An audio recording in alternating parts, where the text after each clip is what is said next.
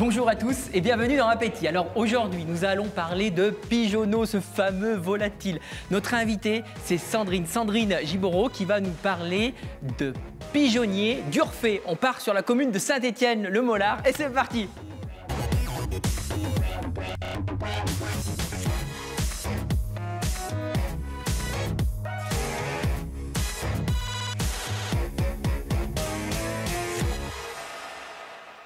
Bonjour. Bonjour. Alors vous venez de la commune de Saint-Étienne-le-Molard, c'est situé où exactement? En plein milieu de la plaine du Forêt. Et c'est là où il y a les magnifiques volatiles. Alors vous avez construit en 2016 ce fameux pigeonnier avec des fonds qui vous ont aidé, qui ont été aidés par l'Europe. Oui, j'ai bénéficié des aides à l'installation françaises pour une part et européens qui m'ont aidé à envisager un bâtiment de grande taille déjà. De grande taille. Combien de mètres carrés? 350 mètres carrés. Combien il y a de pigeons? Donc il y a 400 couples à l'heure actuelle. 400 couples. Et c'est divisé en plusieurs parquets, mais qui sont déjà de taille considérable. Les parquets, c'est des volières? Voilà, c'est des volières, sur caillebotis. Alors, il y a une particularité, c'est que vous n'êtes pas tombé dans le monde des pigeons comme ça. C'est une vraie passion. Votre conjoint, Christian, il s'occupe des pigeons depuis longtemps. Il est amoureux des pigeons. Oui, effectivement, il est passionné de pigeons voyageurs. Ouais. Il participe aux compétitions nationales, d'ailleurs. Et colombophile, hein? Colombophile, voilà, c'est le terme.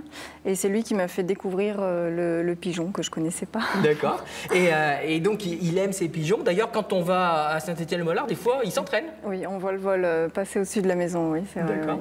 Combien de...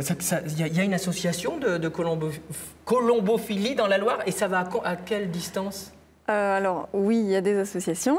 Ensuite, ils peuvent voler jusqu'à... Dans notre secteur, les plus grands concours sont à 700 km, ce qui est déjà quand même énorme. Voilà. Et vous aimez l'élevage, donc vous avez décidé de monter cet élevage ici à Saint-Étienne-le-Molard. Alors, parlez-nous de ces pigeons. On a bien compris que vous les aimez et donc vous allez tout faire pour les chouchouter. Donc d'abord, un magnifique palace, on voit les photos là du bâtiment. Et puis, il y a des particularités également au niveau des nids. D'ailleurs, vous nous avez amené un nid. Alors expliquez-nous, c'est quoi cette particularité? Voilà, donc la particularité de l'élevage de pigeons, c'est que c'est un élevage dit continu. C'est-à-dire qu'on entretient un cheptel de reproducteurs sur plusieurs années. Donc, ce qui demande des soins particuliers, il faut vraiment être très très vigilant vis-à-vis des animaux. Et donc, leur nid se compose en deux parties. Une première où ils vont couver les œufs, donc 18 jours. Une fois que les œufs sont couvés, donc les pigeonneaux sont nés, la femelle va se remettre à côté et en même temps qu'elle nourrit les premiers petits, elle continue de couver une couvée supplémentaire et ainsi de suite. C'est quoi le rythme, le temps de gestation? Alors, de gestation, non. Donc, comme c'est une ovipare, donc il n'y a pas de gestation. Par contre, la couvaison, c'est 18 jours. Et ensuite, pour arriver à un produit fini, c'est 4 semaines. Il faut 4 semaines pour de l'œuf à ici?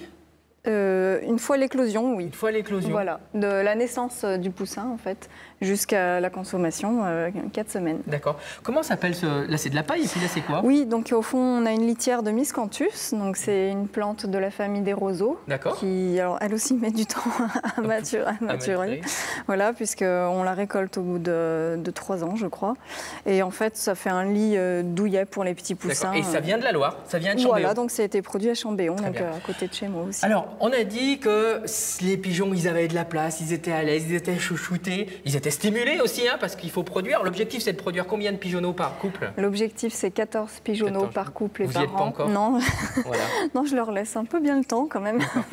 Alors, la viande de pigeon, c'est une viande non grasse, c'est une viande qui est riche en magnésium, riche en protéines, et vous les nourrissez avec des choses un peu particulières. Donc là, vous nous avez amené des petits échantillons de choses que vous leur donnez. Effectivement, donc c'est vraiment ce que j'ai pris dans les mangeoires, en sachant que classiquement dans les élevages intensifs qui sont dans l'ouest de la France, on garde ça et on ajoute des protéines en granulés. D'accord. Moi, Et vous avez fait le pari de faire autre chose. Voilà, parce que je produis en circuit court et j'ai envie qu'ils soient nourris sainement. Donc derrière, je rajoute du blé, du petit pois qui est très riche en protéines, du tournesol, très important pour... Ça, c'est quoi? Ça, c'est du vinaigre de cidre, qui est très bon pour la santé de tous. Donc, si vous aviez voulu, vous auriez pu le goûter. Ah bon? Et enfin, ça, c'est du grit. Donc, c'est un mélange de coquilles d'huîtres et de minéraux qui les aident à assimiler, en fait, toute leur ration. Très bien. Bon, bah écoutez, parfait, merci beaucoup. Le pigeon, tout à l'heure, on apprendra comment on fait pour le cuisiner. On apprendra comment on fait pour trouver vos pigeons. Mais en tout cas, moi, les pigeons, je ne sais pas les manger avec un couteau et une fourchette. Je les mange avec les doigts. On a le droit? Oui, c'est la tradition. Et puis, il ne faut pas de gaspillage. En tout cas, il y a quelqu'un qui déteste le gaspillage, c'est Laurent. Et il va nous parler justement de gaspillage. Oui. On va le rejoindre? Super. Allez, c'est parti. Laurent, bonjour. Merci beaucoup d'être parmi nous. Avec Sandrine, on voulait savoir comment on fait pour lutter contre le gaspillage. Il y a la nouvelle technologie qui arrive. Hein. Ah bah oui, je m'y suis intéressé. J'ai essayé de regarder un petit peu les applications pour smartphone, parce qu'il faut vivre avec son temps quand même, qui nous permettaient de lutter un peu contre le gaspillage alimentaire. D'accord. Alors en France, on estime à 10 000 tonnes de gaspillage alimentaire par an. Donc, d'où l'intérêt quand même d'essayer chacun à son tour de faire attention. Alors, quelques petites applications sélectionnées. La première ici, Check Food. Il y a des choses qui sont assez amusantes. Check Food, par exemple, on va, au moment où on remplit son frigo, ses placards, renseigner sur son application tous les produits, date de péremption, et une alerte nous prévient, attention, votre lait va bientôt D'accord, mais ça périmer. existe là sur les nouveaux frigos où on scanne avec le code barre. Oui, voilà, c'est la petite application ludique, je dirais. Hop Hop Food, qui est une application assez drôle, puisque en fait, c'est des services entre particuliers finalement. D'accord. C'est-à-dire, vous avez des yaourts qui vont bientôt périmer, vous avez fait trop de lasagne, vous n'allez pas pouvoir tout écouler. Eh bien, vous les mettez sur l'application et puis d'autres personnes vont les récupérer et ainsi de suite. D'accord. Voilà, ça évite de tout jeter à la poubelle. Sur la première diapo, on retrouve toujours une troisième application alors? Une troisième application, alors Optimiam et Too Good To Go. Optimiam, en fait, c'est la première version, mais qu'on trouve essentiellement en région parisienne. Too Good To Go, c'est étendu un peu partout en France.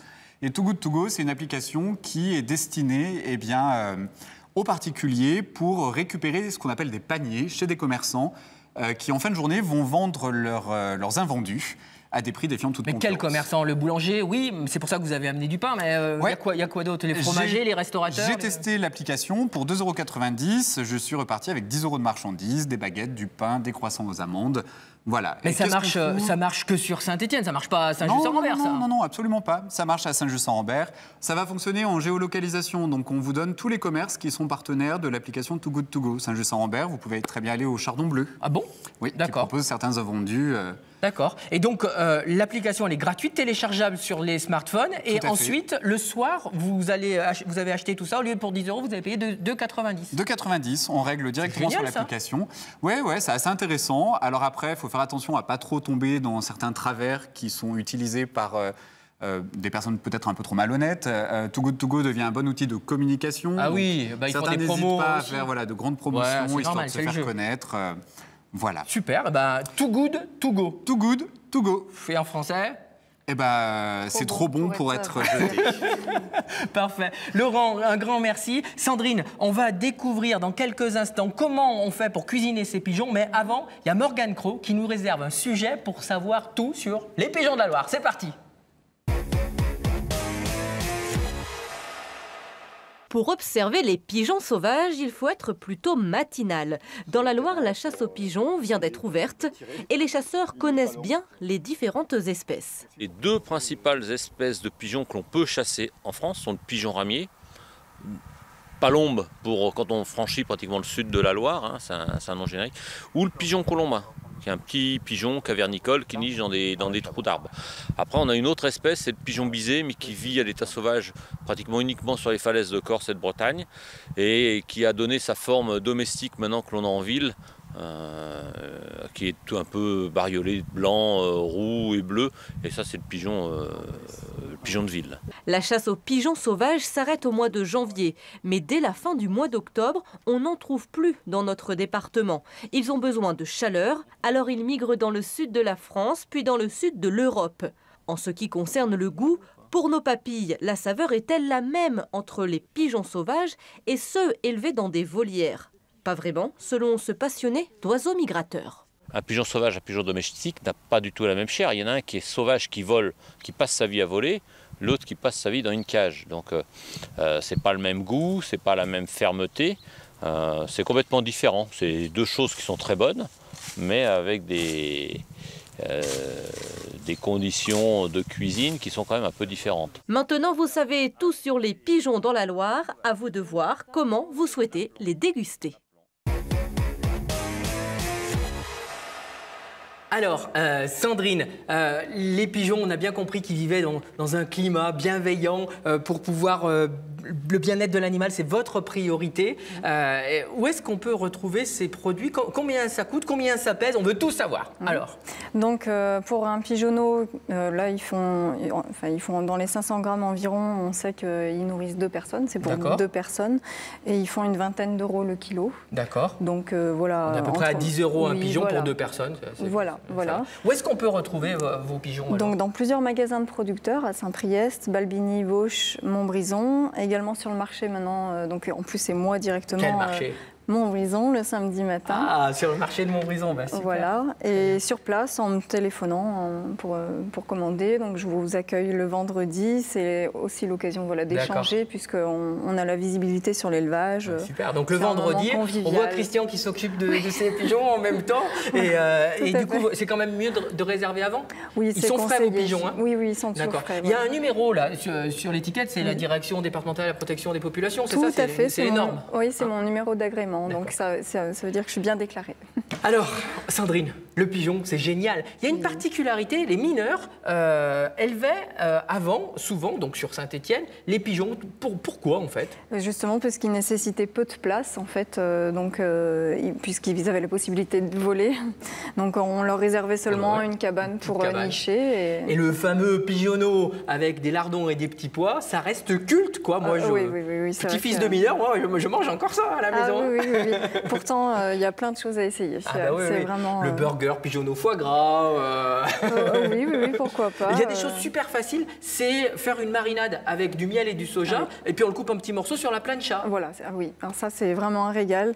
Attention, on en consomme beaucoup. Du coup, donc faut prévoir un peu plus. Oui, c'est tellement bon. Et puis c'est quelque chose, le pigeon qui va bien aussi avec le salé sucré. Hein. Voilà. Vous avez une recette que vous donnez aussi, hein, je crois que vous conseillez avec de la poire et du chocolat. Oui, donc au dos de ce que je vous laisse quand vous venez en commander, vous avez celle-là, elle est aux pommes.